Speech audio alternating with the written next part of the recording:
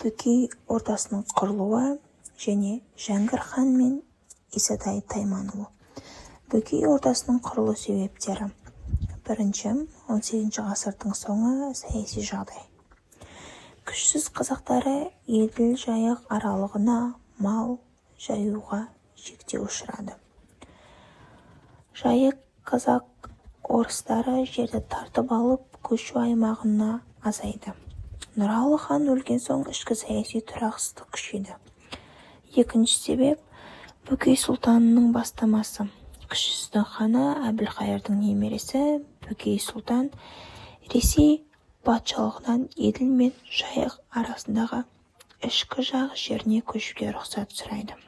1801 жылы патша 1 Павел рұқсат берді. Еділ Жайық арасындағы аумаққа 5000-нан астам қазақ шаруашылықтары көшіп келді.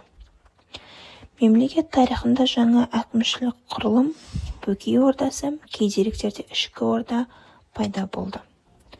Орда ресми түрде Ресей империясының қарауында болғанымен, ішкі басқару қазақ дәстүрлерімен жүргізілді. Бөкей ордасының дамуы. Бірінші, жер жеке меншікке өте бастады. Екінші, байлар мен кедейлер арасы алшақтады. Үшіншіден, жәрмеңкелер ашылды.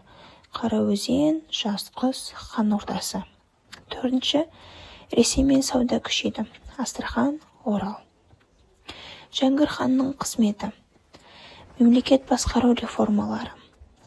1823 жылы хан болып сайланды. 1827 жылы хан ордасы қаласын салдырды. Қазіргі Батыс Қазақстан облысы. Әкімшілік сот жүйесін реттеді. Қазақ даласына алғаш рет почта, мұрағат, қарулы жасақ енгізілді. Білім мен мәдениет саласындағы еңбегіне келетін болсақ, 1841 жылы Қазақ даласындағы тұңғыш Заир мектеп ашты. Молдалар дайындады, кітапхана ашты, дәрігерлік пункт ұйымдастырды. Экономикалық саясаты. Жерді бөліп, жеке меншік енгізілді. Салық түрлерін көбейтті. Бұл шаруалар жағдайының нашарлауына әкелді. Исатай Тайманұлы бастаған көтеріліс. Көтерілістің негізгі себептері жер тапшылығының күшеюі. Байлар мен старшындар тарапынан әділетсіздік. Жәңгір ханның салық саясаты. Қара халықтың құқықсыздануы. Баймағамбет сұлтанның зорлық-зомбылығы. Негізгі оқиғалар 1836-37 жылдардағы халықтан үлкен қол жиналды.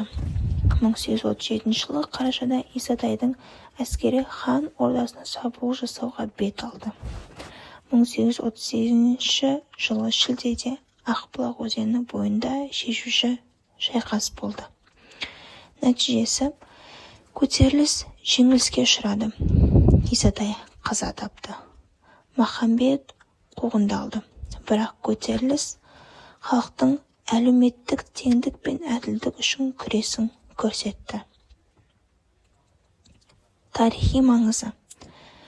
Бөкей ордасы Қазақ даласында алғаш жартылай отырықшы аймақ болды. Білім мен мәдениетке жол ашқан өңір. Жәңгір хан қазақ қоғамын жаңғыртпақ болған реформатор, бірақ әлеуметтік теңсіздікті күшейткен қайшылықты тұлға. Исатай Махамбет көтерілісі. Қазақ халқының әлеуметтік әділетсіздікке қарсы алғашқы ірі қозғалыстардың бірі. Халық еркіндігі идеясын ұран еткен ұлт азаттық бағытын бастамасы.